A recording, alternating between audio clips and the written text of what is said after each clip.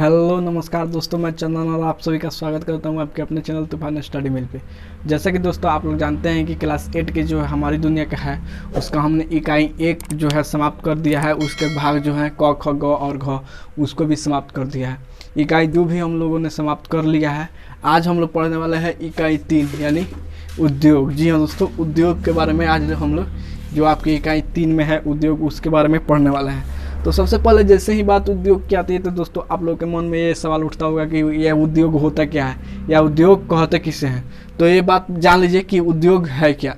तो उद्योग एक आर्थिक क्रिया है। उद्योग एक क्या है? आर्थिक क्रिया है जिसमें हम आवश्यकताओं की चीज़ों का उत्पादन कर, जी हाँ दोस्तों, आवश्यकताओं की चीज़ों का उत्पादन कर आय की प्राप्ति कर सकते हैं। आय की प्राप्ति करते हैं, जी हाँ, यानी आवश्यकता की वस्तु जिसको हम अपने दैनिक जीवन में जिस चीज़ की हमें आवश्यकता है, ठीक है, आसान अपने जीवन को आसान बनाने के लिए जिस चीज़ की आवश्यकता है उसके उत्पादन को ही क्या कहते हैं? उद्योग कहते हैं। उसका क्यों किया जाता है? तो वो आय के लिए किया जाता है। कोई भी व्यक्ति उद्योग कोई क्यों करता है? कि उससे आय प्राप्त हो। तो ऐसा करता हूँ ये बात समझ गए। अब एग्जाम्पल के थ्रू देख लीजिए, जैसे वस्त्र उद्योग। वस्त्र उद्योग में क्या होता है कि कपड़ा बनाया जाता है जो कि हमारे लिए अनिवार्य है, एक अनिवार्य संसाधन है। उसको बनाया जाता है, वो आदमी जो बनाता है वो बेचता है, उससे उसको आय की प्राप्ति हो जाती है और यहाँ पे हमारी आवश्यकता की भी पूर्ति हो जाती है। उसके बाद आता है किताब उद्योग। किताब उद्योग क्या है? बनाने वाला किस उद्देश्य से करता है कि हमें आय की प्राप्ति होगी और हमारी आवश्यकताओं की भी पूर्ति हो जाती है।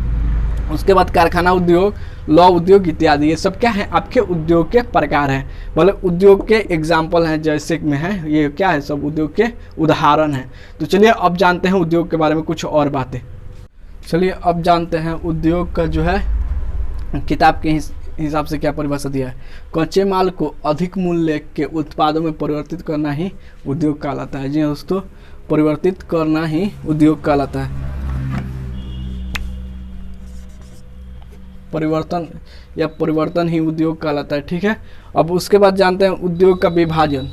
उद्योग का विभाजन किन आधारों पे किया जाता है, यानी किन किन आधारों पे उद्योग का विभाजन किया जाता है। तो एक में है आपको कच्चे माल के आधार पे, 2 में पूंजी निवेश के आधार पे, 3 में स्वामित्व के आधार पे, 4 में है प्रमुख भूमिका के आधार पे और 5 में है कच्चे माल तथा तैयार माल के भार एवं मात्रा के आधार पे। जी हाँ दोस्तों, भार और मात्रा के आधार पे ये उद्योग का जो है आपका विभाजन किया जाता है। चलिए अब जानते हैं कि इन मात्र जो है आधार हैं, इन पे कितने कितने प्रकार के उद्योग होते हैं। जी हाँ दोस्तों, जैसे मान लीजिए कच्चे माल के आधार पे कौन कौन से उद्योग होते हैं, उनके परिभाषा को जानते हैं और उनके बारे में पूरा डीपली जानने का प्रयास करते हैं। अब बात करते हैं कच्चे माल के आधार पर जो उद्योग के प्रकार हैं वो कौन कौन से हैं।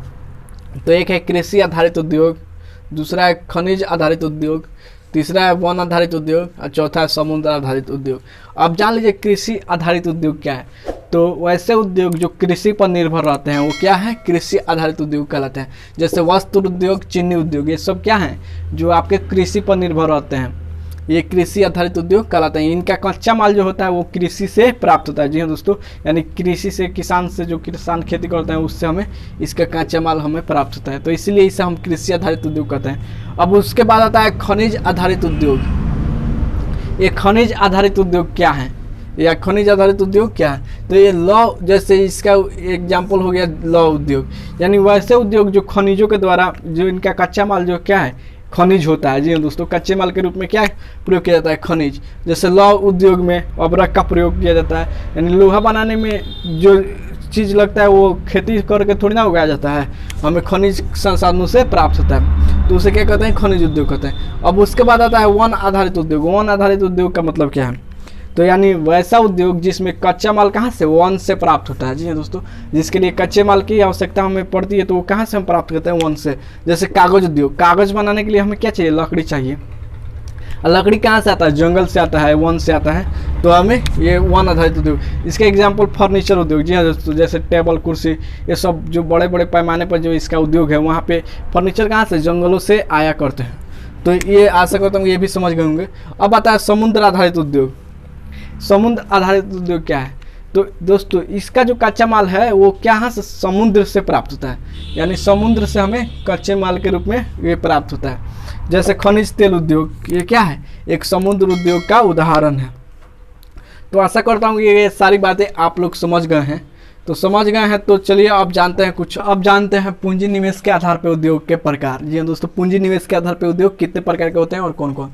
तो ये जो होते हैं 3 प्रकार के होते हैं। पूंजी निवेश के आधार पे जो है आपको कितने प्रकार के उद्योग होते हैं, 3 प्रकार के। कुटीर उद्योग, लघु उद्योग, बृहत उद्योग। अब जान लीजिए कुटीर उद्योग कहते किसे हम। तो इस उद्योग में दोस्तों जो है 50,000 तक की लागत होती है। जी हाँ दोस्तों, 50,000 तक की लागत होती है। और यहाँ पे जो लोग होते हैं ये छोटे छोटे काम जैसे टोकरी बिनना, सूत काटना या सूप बनाना, जैसे हम लोग के गांव देहात में सूपा बोलते हैं, और गाँव में देखते ही हो ये लोग टोकरी वोकरी बीनते हैं। तो ये सब क्या होते हैं, जो कुटीर उद्योग के जो छोटे मोटे उद्योग यानी परिवार के जो सदस्य हैं वो मिलकर ये काम कर लेते हैं। तो इसे क्या कहते हैं, कुटीर उद्योग कहते हैं। अब उसके बाद आता है लघु उद्योग। लघु उद्योग माने छोटा उद्योग। जी हाँ दोस्तों, छोटा उद्योग। तो इसमें जो लागत होती है दोस्तों 1 करोड़ से कम। जी हाँ दोस्तों, 1 करोड़ से कम की लागत में ये क्या है, लघु उद्योग का जो है किया जाता है। और इसमें जो है कौन कौन से आते हैं, तो ये रेशम उद्योग, माचिस उद्योग, ये सब क्या है आपको लघु उद्योग के अंतर्गत आता है। यानी कुटीर उद्योग से जो बड़ी वस्तुएं होती है उसको बनाने में कौन आता है, लघु उद्योग आता है। जी हाँ दोस्तों, यानी इसका थोड़ा सा जो उत्पादन का पैमाना है वो थोड़ा सा अधिक होता है और इसमें लागत भी थोड़ी कुटीर उद्योग की अपेक्षा अधिक होती है। उसके बाद आता है बृहत उद्योग। बृहत माने बड़ा, यानी बहुत बड़े बड़े उद्योग क्या है, बृहत उद्योग कहलाता है। जैसे इसमें जो है दोस्तों इसकी जो कंपनी, इसकी जो उद्योग की जो स्थापना की जाती है तो इसमें कम से कम 1 करोड़ से अधिक रुपया लगता है। जी हाँ दोस्तों, यानी कम से कम 1 करोड़ से अधिक ही, 1 करोड़ 50 लाख 60 लाख इसके आसपास इसका लगता है। जी हाँ दोस्तों, इसको बैठाने में जो खर्चा है वो लगता है। अब इसमें कौन कौन से आते हैं, तो ये चीनी मिल उद्योग हो गया, मोबाइल उद्योग हो गया, इलेक्ट्रिसिटी उद्योग हो गया, ये सब क्या है आपको बृहत उद्योग के अंतर्गत आते हैं। तो आशा करता हूँ कि ये बात आप लोग समझ गए होंगे। और जो है दोस्तों आप लोग इसका कुटीर उद्योग का, लघु उद्योग का, बृहत उद्योग का परिभाषा लिख के हमारे टेलीग्राम चैनल पे जरूर मैसेज कीजिएगा। वहाँ से हम चेक करेंगे कि आपका परिभाषा सही है या गलत, और उसका जो सही आंसर होगा हम आपको टेलीग्राम पे ही बता देंगे। यहाँ पे दोस्तों हम आपको केवल बता दे रहे हैं, मौखिक बता दे रहे हैं, लिखना आपको है, ठीक है। तो आप हमारे टेलीग्राम चैनल को ज्वाइन कर लीजिए, डिस्क्रिप्शन बॉक्स में लिंक होगा। और जो है इसका परिभाषा जो है आपको दोस्तों, उद्योग कितने प्रकार के होते हैं, उद्योग का आधार अभी तक जितना बताया उसका सबका परिभाषा आप लिख के कोशिश कीजिएगा आप हमारे टेलीग्राम पे भेजने के लिए। हम वहाँ से आपके कॉपी को देखेंगे और उसका जो गलत उसमें होगा, जो त्रुटि पाई जाएगी उसको हम आपको रिप्लाई भी देंगे, सही करके उसको हम बताएंगे, ठीक है। तो चलिए अब बढ़ते हैं आगे। स्वामित्व के आधार पर उद्योग के प्रकार। जी दोस्तों, स्वामित्व के आधार पर उद्योग का प्रकार। तो ये कौन कौन से होते हैं, ये 4 प्रकार के उद्योग होते हैं। कौन कौन, सार्वजनिक क्षेत्र का उद्योग, दूसरा है निजी क्षेत्र का उद्योग, तीसरा है संयुक्त क्षेत्र का उद्योग, और चौथा है सहकारी क्षेत्र का उद्योग। अब जान लेते हैं सार्वजनिक क्षेत्र का उद्योग क्या है। तो जो है सार्वजनिक क्षेत्र का उद्योग है जो पूरे सार्वजनिक यानी पूरे समाज के लिए, जो है पूरे देश के लिए इसका उपयोग किया जाता है। जी हाँ दोस्तों, इस पे जो अधिकार होता है, इसके कच्चे मालों पे और इसके उत्पादों पे जो अधिकार होता है वो किसका होता है, सरकार का होता है। यानी वैसे उद्योग जो जिसका पूर्ण रूप से नियंत्रण किसके पास हो, सरकार के पास हो, सार्वजनिक क्षेत्र का उद्योग कहलाता है। जैसे कि रेल कारखाना उद्योग, हालांकि रेल तो प्राइवेट हो रहा है या हो भी चुका है कुछ, लेकिन अभी जो है पूर्ण रूप से नहीं हुआ है, इसलिए रेल कारखाना जो उद्योग है वो सरकार के अधिनियम में चलता है। जी दोस्तों, तो इस पर जो पूर्ण रूप से अधिकार होता है वो सरकार का होता है। अब उसके बाद आता है निजी क्षेत्र का उद्योग, यानी निजी माने किसी खास व्यक्ति के स्वामित्व। जी हाँ दोस्तों, इस पे किसी खास व्यक्ति का अधिकार होता है, वो उसके बदले थोड़ा सा टैक्स सरकार को देता है, लेकिन उस पर जो वो चाहे, जब भी चाहे वो भाव बढ़ा सकता है, गिरा सकता है, या उस पर का उत्पादन बंद कर सकता है या उत्पादन बढ़ा सकता है। यानी उस पर जो पूर्ण रूप से जो उसका नियंत्रण किसका है, किसी खास व्यक्ति का। तो वैसे उद्योग जिनका नियंत्रण किसी खास व्यक्ति विशेष के पास हो या किसी व्यक्ति के पास हो, वो क्या कहलाता है, निजी क्षेत्र का उद्योग कहलाता है। जैसे टाटा, रिलायंस की कंपनी जो है, ये जो है आपको क्या है, निजी क्षेत्र की है। जो टाटा है और रिलायंस है जो ये क्या है, आप निजी व्यक्ति की है। उनका जो टाटा जी हैं उनका जो है अपना है कि हम चाहे तो अपनी कंपनी बंद कर सकते हैं, कंपनी चलाएंगे या खोलेंगे, इस पर पूर्ण रूप से उनका क्या है वो है। और रिलायंस पे है जो अंबानी का है, वो क्या है, रिलायंस कंपनी है। हालांकि अभी जियो इसका एथी हो गया है, जियो इसको पोर्ट करके जियो कर दिया गया है। तो ये सब क्या है, निजी व्यक्ति के हैं, ठीक है, इसीलिए निजी उद्योग कहलाता है। अब आता है संयुक्त क्षेत्र का उद्योग। तो आप संयुक्त माने क्या होता है, मिश्रण। यानी उस पे क्या है, सरकार का भी नियंत्रण है और किसी निजी व्यक्ति या व्यक्तियों के समूह का जो क्या है ये नियंत्रण होता है संयुक्त क्षेत्र का उद्योग। जैसे मारुति उद्योग, ये क्या है, आपको पूर्ण रूप से किसी निजी व्यक्ति का नहीं है और ना ही पूर्ण रूप से सरकार का है। इस पे क्या है, दोनों के सहमति से ये चलता है। जी हाँ दोस्तों, यानी किसी खास व्यक्ति और जो है सरकार, दोनों के मेल मिलाप से इसका जो है प्रतिपादन किया जाता है। अब उसके बाद आता है सहकारी क्षेत्र का उद्योग। सहकारी क्षेत्र, इसके बारे में भी थोड़ा सा जान लेते हैं, सहकारी क्षेत्र होता क्या। तो देखिए सहकारी जो है इसमें स्वामित्व की कच्चे माल की पूर्ति, जी हाँ दोस्तों, इसमें जो है कच्चे माल की पूर्ति और स्वामित्व ये दोनों क्या है, जो कच्चे माल की पूर्ति है वो किसी व्यक्ति विशेष के द्वारा किया जाता है और जो कच्चे माल की पूर्ति है वो क्या किसी व्यक्ति विशेष या किसी व्यक्तियों के समूह द्वारा उसका पूर्ति किया जाता है। लेकिन उस पर नियंत्रण किसका चलता है, सरकार का चलता है। जी हाँ दोस्तों, सरकार का या किसी व्यक्ति का, खास व्यक्ति का जो उस पर नियंत्रण चलता है। जैसे सुधा डेयरी, केरल के नारियल, ये सब क्या है, ये सब जो उद्योग है, सुधा डेयरी मिल्क जो आप लोग अधिकांश देखे ही होंगे, तो ये सब क्या होगा, ये सब आपको है सहकारी क्षेत्र का उद्योग। यानी इस पे क्या होता है, किसी व्यक्ति का भी अधिकार होता है और किसी व्यक्ति के समूह का भी अधिकार होता है और सरकार के नियंत्रण में, देख रेख में चलता है। तो आशा करता हूँ कि ये बात समझ गए होंगे। तो अब चलिए जानते हैं अगले, चलिए आप जानते हैं प्रमुख भूमिका के आधार पर उद्योग के प्रकार। तो इसमें जो दोस्तों होते हैं दो प्रकार के उद्योग होते हैं, एक होता है आधारभूत उद्योग और दूसरा होता है उपभोक्ता उद्योग। अब जानते हैं आधारभूत उद्योग होता क्या है। ठीक है, आधारभूत उद्योग किसे कहते हैं तो उसके बारे में जान लीजिए। इन उद्योगों में जो माल जो बनाए जाते हैं, जो उत्पाद होता है, उस पे क्या होता है, कोई अन्य उद्योग आधारित रहता है। जी हाँ दोस्तों, यानी इस पे जो माल हम लोग उत्पादन करते हैं उस पे क्या होता है, कोई अन्य उद्योग आधारित होता है। तो इसको हम सीधी सी बात में कह सकते हैं कि वैसे उद्योग जिनके उत्पादों पे कोई दूसरा उद्योग आधारित होता है उसे क्या कहते हैं, आधारभूत उद्योग कहते हैं। ठीक है, जैसे लौह इस्पात जो उद्योग है, जी हाँ दोस्तों, लौह इस्पात जो उद्योग है वो क्या, जैसे कि लोहा हम लोग बना, लोहा का उद्योग हुआ जी दोस्तों, तो लोहा बना। ठीक है, तो लोहा पे क्या होता है, अन्य उद्योग आधारित रहते हैं। जैसे कोई फैक्ट्री बनाना हो, कोई कंपनी खोलना हो, तो क्या होता है उसमें लोहा की अधिक से अधिक मात्रा में गरज पड़ती है। तो ये क्या हो गए, आधारभूत उद्योग हो गया, लौह उद्योग। ठीक है, उसके बाद आता है तांबा गलाना, यानी तांबा गला के तार बनाते हैं। तो इलेक्ट्रिक उद्योग जो है हमारा क्या है, उसका उपयोग करता है और अपनी इलेक्ट्रिसिटी उद्योग को बढ़ाने के लिए। यानी क्या है, इसके जो उत्पादन है उस पर कोई अन्य उद्योग आधारित रहता है। ठीक है, अब उसके बाद आता है उपभोक्ता उद्योग। तो इसका जो उत्पाद होता है दोस्तों वो डायरेक्ट उपभोक्ता के लिए जाता है। जी हाँ दोस्तों, यानी व्यक्ति के लिए जाता है, यानी कस्टमर के लिए जाता है। जी हाँ दोस्तों, डायरेक्ट कस्टमर को प्रोवाइड करा जाता है। जैसे दवा उद्योग, इस पर कोई उद्योग आधारित नहीं रहता है। ये दवा उद्योग, जैसे दवा उद्योग हुआ, दवा बना, मरीज के पास, डॉक्टर्स के थ्रू होकर मरीज के पास चला गया। तो ये सब क्या है, डायरेक्टली, यानी उसका उपयोग करने के लिए उद्योग। उपभोक्ता उद्योग क्या है, उपयोग के वस्तु जो हम लोग डेली उपयोग करते हैं वो सब क्या है, उपभोक्ता उद्योग। जैसे श्रृंगार उद्योग या कागज उद्योग, ये सब क्या है, आपके उपभोक्ता उद्योग हैं। या खाद्य पदार्थ उद्योग, जैसे कि मान लीजिए सोयाबीन बना, सोयाबीन उद्योग, ये सब क्या है, जो कि हमारे खाने की चीज़ें हैं। जैसे धनिया तेजपात, ये सब क्या है, ये सब आपको आते हैं उपभोक्ता उद्योग के अंतर्गत। ठीक है, तो आशा करता हूँ कि ये बात भी समझ गए होंगे। चलिए अब जानते हैं अगले प्रकार के बारे में। चलिए अब जान लेते हैं जो लास्ट प्रकार होता है उद्योग का, जो आधार जो उद्योग विभाजन का जो आधार होता है लास्ट, उसके बारे में जान लेते हैं, जो कि है कच्चे तथा तैयार माल के भार एवं मात्रा के आधार पे उद्योगों का विभाजन। तो इसमें दोस्तों भी मुख्यतः दो प्रकार का होता है, एक होता है भारी उद्योग और दूसरा होता है हल्का उद्योग।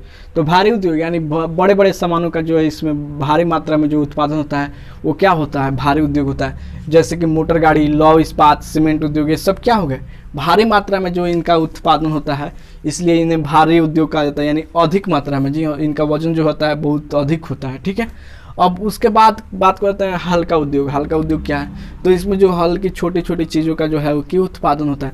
जैसे विद्युतीय उद्योग, जी हाँ दोस्तों, जैसे फ्यूज बनाना, बल्ब बनाना, ये सब क्या होगा, छोटे छोटे जो है चीज़ों का जो उत्पादन होता है वो उसे क्या कहते हैं, हल्का उद्योग कहते हैं। इसमें घड़ी उद्योग भी आ जाता है, बल्ब उद्योग भी आ जाता है।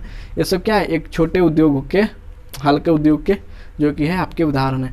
तो ये बात भी आप लोग समझ गए होंगे दोस्तों। इस जो भी हम बोल रहे हैं, ठीक है, जैसे कि हमने भारी उद्योग का परिभाषा बोला, हल्का उद्योग का परिभाषा, तो इसको थोड़ा सा गौर से सुनिए और अपने मन से लिखने का कोशिश कीजिए। और हमारे टेलीग्राम चैनल पर जो है दोस्तों, लिख कर कॉपी का जो है फ़ोटो खींचकर हमारे टेलीग्राम चैनल पे डाल दीजिए। वहाँ से हम देखकर आपको ज़रूर रिप्लाई देंगे। एक बार डाल के तो देखिए, अगर हमने रिप्लाई नहीं दिया तो बोलिएगा, ठीक है। वहाँ से आपको देखकर आपके उस कॉपी को देखेंगे, चेक करेंगे। ऐसा यूट्यूब पे कोई नहीं करता होगा, सच कर रहे हैं, ऐसा यूट्यूब पे कोई नहीं करता होगा, ठीक है।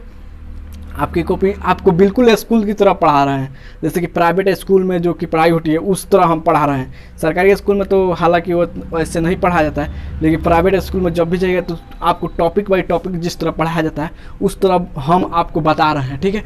और आपसे यही उम्मीद करते हैं कि आप पढ़िएगा मन से, और इसका जो है आप ज़रूर नोट्स तैयार कीजिएगा और लिख कर हमें टेलीग्राम पे भी ज़रूर भेजिएगा, ठीक है। तो चलिए अब जान लेते हैं उद्योग को प्रभावित करने वाले कारक कौन कौन से। तो देखिए, उद्योग की अवस्थिति को प्रभावित करने वाले कारक वो कौन कौन से हैं। तो एक है कच्चे माल की उपलब्धता। जी हाँ दोस्तों, आप उद्योग किस जगह बैठा रहे हैं या उद्योग की किस जगह शुरुआत कर रहे हैं, वहाँ पे सबसे पहले आपको देखना होगा कि हाँ, कच्चा माल जो कि हमारे उद्योग के लिए कच्चा माल है वो कहाँ से आएगा। जैसे मान लीजिए आप चीनी की उद्योग कर रहे हैं, ठीक है, तो आपको देखना होगा कि जहाँ हम उद्योग लगा रहे हैं वहाँ क्या गन्ना की खेती की जाती है या गन्ना हमें आसानी से मिल जाएगा।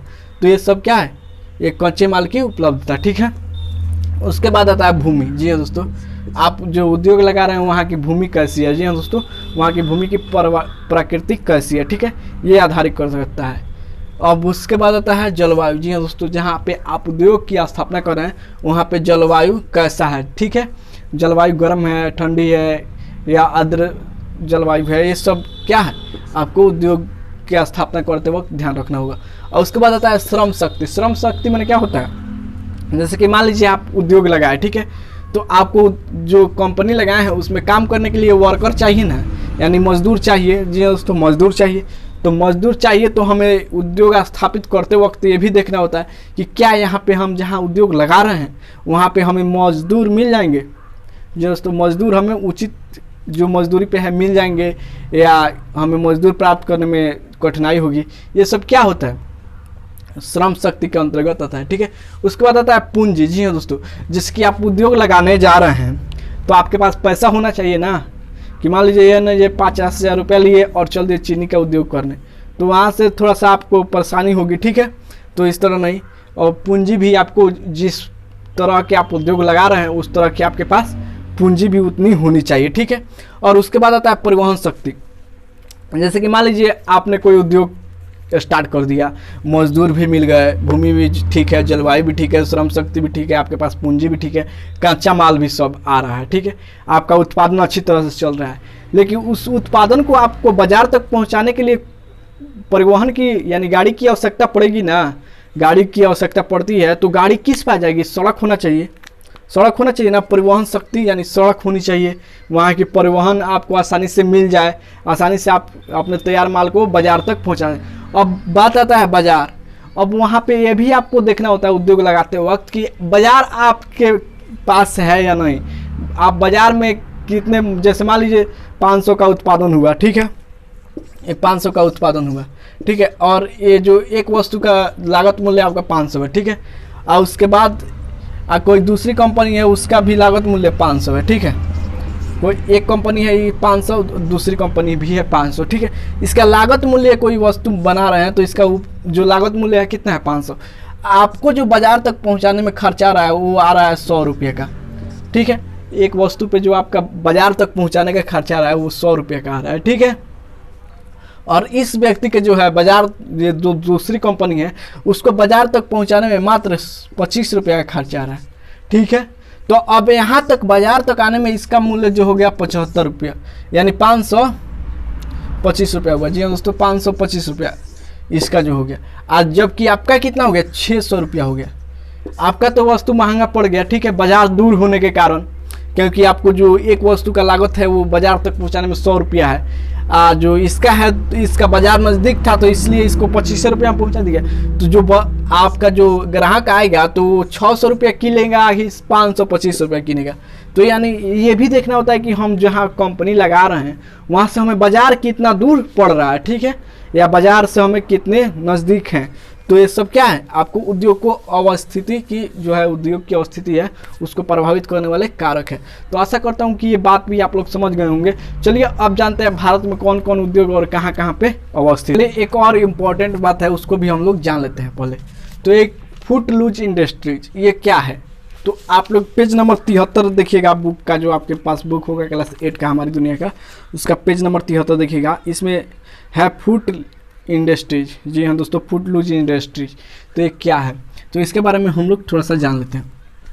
तो दोस्तों इसमें क्या होता है ना, जैसे मान लीजिए आप 100 केजी इसका कच्चा माल लिए, ठीक है, तो इसका जो उत्पादित माल होगा, जो तैयार माल आपका होगा, वो भी क्या होगा, 100 केजी का होगा।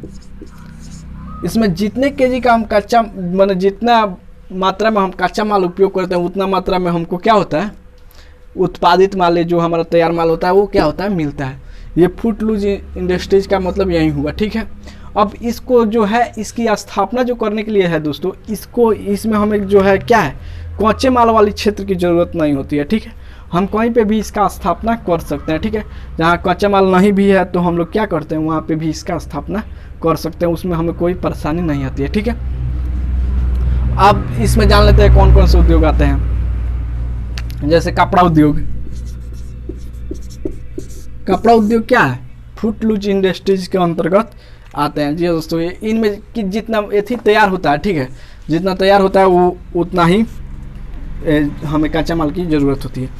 और इलेक्ट्रिक उद्योग जो है आपको क्या है, वो भी एक प्रकार का फुटलूज इंडस्ट्रीज के अंतर्गत आता है।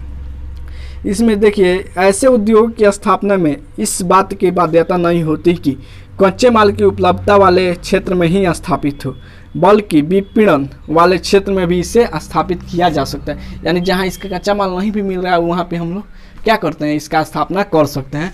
ये जैसे कि आपको क्या हो गया, रेडीमेड जो है कपड़ा का उद्योग हो गया, इलेक्ट्रिक उद्योग हो गया, ये सब क्या हो गया, आपके फुटलूज इंडस्ट्रीज के अंतर्गत आते हैं। तो आशा करता हूँ कि ये बात आप लोग समझ गए होंगे।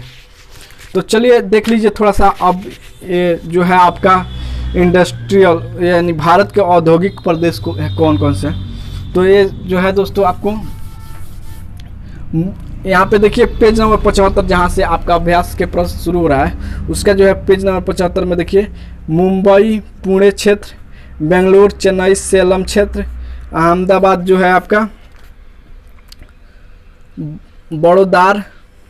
बड़ोदरा सूरत क्षेत्र, ये सब क्या है आपको औद्योगिक क्षेत्र आते हैं। विशाखापट्टनम, गुंटूर उद्योग क्षेत्र, ये सब आप देख लीजिएगा। यहाँ पेज नंबर 75 जो है आपको दिखा देते हैं, ये आप एक बार पढ़ लीजिएगा, ये इसको याद भी कर लीजिएगा। देख लीजिए यहाँ पे पेज नंबर 75 जो है, यहाँ से लेकर ठीक है यहाँ तक आप लोग एक बार पढ़ लीजिएगा, ठीक है। तो चलिए, अब आशा करता हूँ कि ये वीडियो आप लोगों को अच्छी लगी है। वीडियो अच्छी लगी है तो प्लीज़ वीडियो को लाइक कर दीजिए और अपने दोस्तों में ज़्यादा से ज़्यादा शेयर कीजिए ताकि उन तक भी ये वीडियो पहुँच जाए। क्योंकि लॉकडाउन में स्कूल कॉलेज या कोचिंग तो चल नहीं रहा है कि आप लोग पढ़िएगा, तो आप लोग इस वीडियो को ज़्यादा से ज़्यादा शेयर करें ताकि आपके जो दोस्त हैं, फ्रेंड हैं, वो भी पढ़ सके, ठीक है। तो आशा करता हूँ वीडियो अच्छी लगेगी। और इसका जो क्वेश्चन आंसर अगर आपको चाहिए तो हमें कमेंट करके जरूर बताइएगा, इसका क्वेश्चन आंसर भी हम करा लेंगे। लेकिन कोशिश कीजिएगा आप अपने से क्वेश्चन आंसर करने की, क्योंकि जो पाठ की प्रमुख बातें हैं हमने आपको समझा डाला है, ठीक है।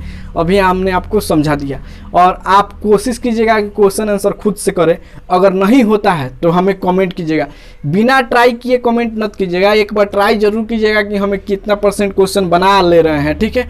तो हमें भी खुशी होगी कि अगर आप हमें बताएंगे कि हाँ सर, आपके पढ़ाने से हम लोग इतना क्वेश्चन बना ले रहे हैं, भैया आपके पढ़ाने से इतना क्वेश्चन बना ले रहे हैं, तो हमें भी खुशी होगी कि चलो भाई हमारा पढ़ाया हुआ सवाल हो रहा है। लेकिन बिना ट्राई किए ही आप लोग कमेंट कर देते हैं कि क्वेश्चन आंसर नहीं कराओगे, तो क्वेश्चन आंसर भाई हम आपको पाठ की पूरी निचोड़ आपको दे रहे हैं, तो इसमें क्वेश्चन आंसर कराने की क्या जरूरत है। अगर आपको डाउट है फिर भी कोई क्वेश्चन फंस रहा है तो टेलीग्राम पर पूछ लीजिए या हमें कमेंट कर दीजिएगा, हम कोशिश करेंगे जल्द से जल्द उस पर वीडियो बनाकर आपको दे दें, ठीक है। तो जय हिंद दोस्तों, मिलते हैं आपसे अपने अगले वीडियो में।